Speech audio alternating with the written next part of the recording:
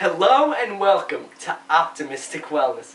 I'm Josh Lipovetsky, and today I have an interesting blog post today, a little different from what I usually do. This is actually a response to an article that I read in this month's issue of Psychology Today. The issue is called Optimism, December 2011. And there is an article in here. The article, flip to it, it's called The Uses and Abuses of Optimism and Pessimism. It's a really interesting article. I encourage you to take a look. Really great stuff. And there are some great points in this article about how, realistic thinking is very beneficial to people, and optimists have their head in the clouds. And I want to take the time to discuss the article a little bit. In more detail is the actual blog post where I, responded to individual claims. But I just want to take a general overview of this article. So this, and my response to it. So this article talks about how optimism is not the best response in some situations, that pessimism helps you out. And I disagree with that because my definition, the things that this article talked about as being pessimistic is actually the things here, I actually do them as well. For example, like when you're planning a meeting, they say some starry-eyed optimist will say nothing can go wrong, everything's going to go in this meeting, but the pessimists, they take precautions beforehand, seat people in the right way, plan beforehand to make sure that the meeting is productive. That to me is actually part of optimism. And here goes my definition of optimism. It is not, everything's going to be all right. Optimists, a key point here to make is that optimists get angry.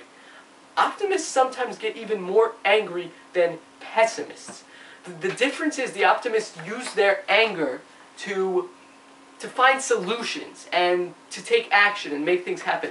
For example, this book that I'm outlining right now, How to Stop Worrying and Start Living, Dale Carnegie talks about a technique about planning worry, where you ask yourself, what is the worst that can possibly happen? Prepare to accept it if you have to, and then calmly write down solutions to improve upon the worst. This is a very optimistic habit to me. And it kind of defines this realistic optimism that I believe is the only way to live. That's why my slogan for this website is optimism is the only way. I truly believe that everyone can cultivate a more optimistic mindset. It doesn't mean, be forced to think positive. It just means to see the solutions to the problems.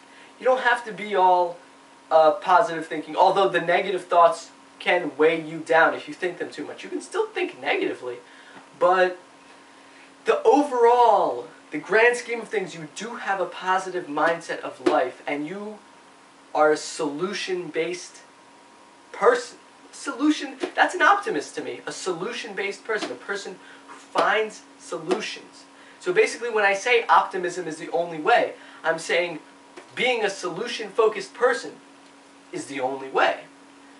And whether you're happy about it, like me, jolly ollie, which I guess I am, I don't know, or, maybe you're more level-headed, you don't smile that much, and that's absolutely fine. Just because you don't smile doesn't mean you're not an optimist.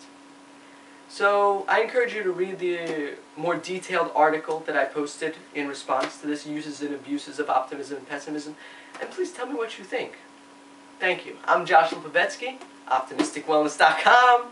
Optimism is the only way. Take care.